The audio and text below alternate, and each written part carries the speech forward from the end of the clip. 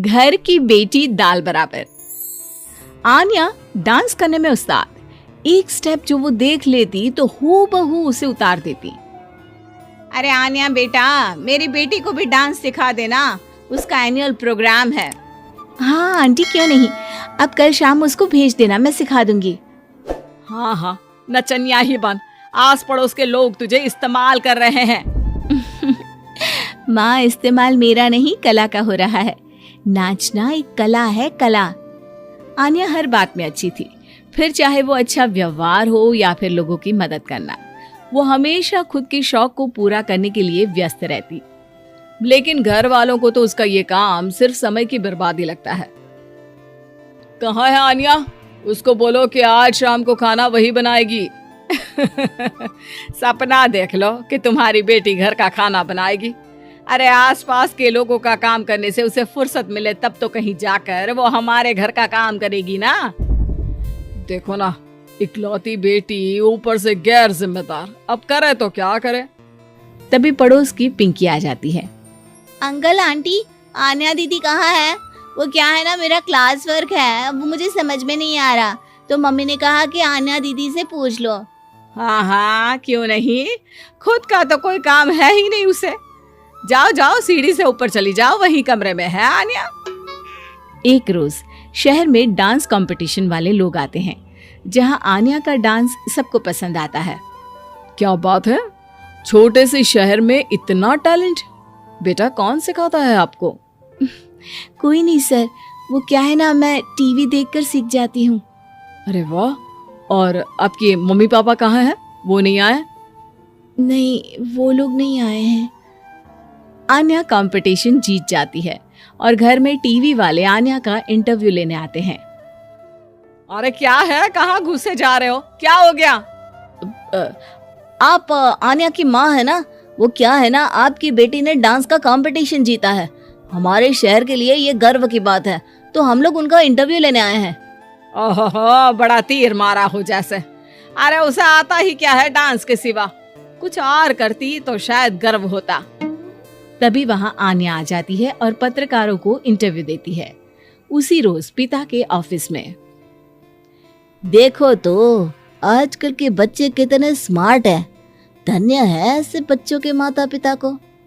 और किस्मत वाले होते हैं ऐसे माता पिता, वरना मेरी बेटी तो किसी काम की नहीं, सारा दिन बस नाच गाने में ही दिमाग लगाती रहती है। अरे वो बच्ची हमारे शहर की ही है, कितना नाम कमा रही है डांस में, हम तो उसकी बात कर रहे हैं। अच्छा, कोई डांस में भी नाम कमा सकता है? अरे दे देना भाई पेपर की कटिंग, दिखाऊंगा आन्या को भी मैं। क्या नाम बताया? आन्या? यही तो नाम है मेरी बेटी का, आन्या शर्मा। बड़े उम्मीद से रखा था कि कुछ अच्छा नाम कमाएगी, लेकिन नहीं। आजकल के बच्चों को माँ पापा की इमोशन की कदर है क्या?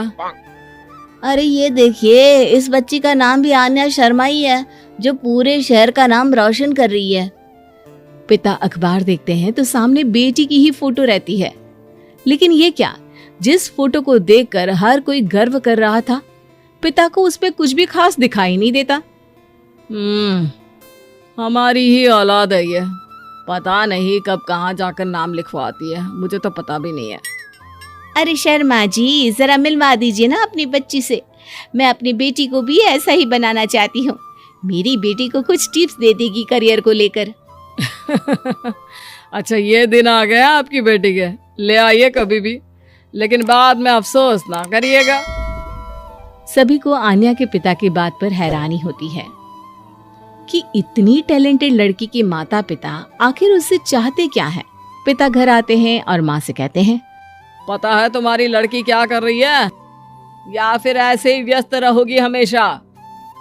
अरे पता है मुझे, पर आपको कैसे पता चला?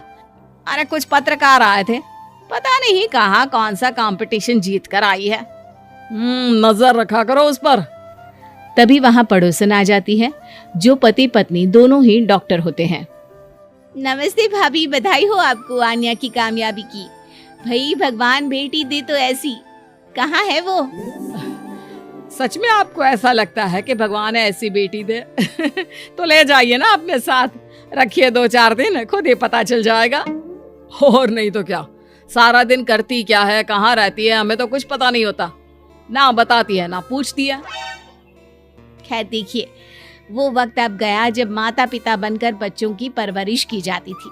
अब तो बच्चों को साथ बिठाकर बात करना जरूरी है। वो क्या कहते हैं, बच्चे के दोस्त बने। तो क्या आप दोनों अपनी बेटी के दोस्त हैं? हाँ, बस अब यही बाकी रह गया था। खैर बताइए, क्या काम है आपको? वो क्या है ना, मैं और मेरे पति दोनों को ही इमरजेंसी कॉल आ गई है अस्पताल से।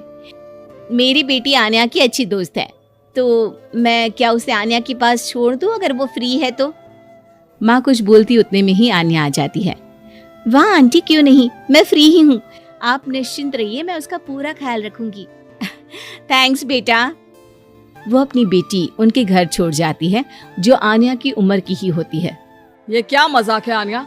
हम लोगों को सोना भी होता है और हर घर का अपना कायदा होता है। मुझे बिल्कुल पसंद नहीं है कि तुम किसी को भी घर में घुसा लो। धीरे बोलिए पापा, कैसी बात कर रहे हैं? अंकल आंटी डॉक्टर है, पता है ना डॉक्टर का फर्ज क्या होता है।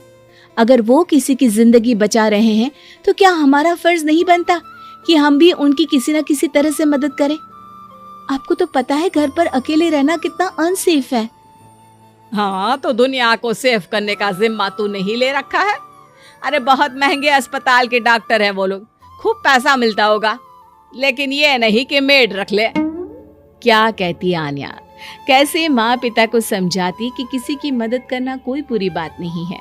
खैर कुछ महीनों बाद आधी रात को माँ जोर जोर से चिल्लाकर आन्या के कमरे में जाती है। बेटा बेटा आन्या, पापा के सीने में दर्द हो रहा है, बेटा कुछ कर। हाँ माँ, मैं डॉक्टर को फोन करती हूँ। आन्या डॉक्टर को फोन करती है, लेकिन माँ डॉक्टर को तो आने में काफी वक्त लग जाएगा, मैं पिंकी के पापा को बुला लाऊं? अरे वो नहीं आएंगे बेटा, वो लोग बहुत बड़े डॉक्टर हैं और हम लोगों के पास इतने पैसे भी नहीं है। माँ, मैंने डांस कंपटीशन में जो पैसे जीते थे वो है मेरे पास, आप चिंता ना करें, बस पापा का इलाज करवा ले। आन्या के कहने पर वो बड़े डॉक्टर ना सिर्फ आन्या के पापा का इलाज करते हैं, बल्कि उन्हें ठीक करके घर भी ले आते हैं।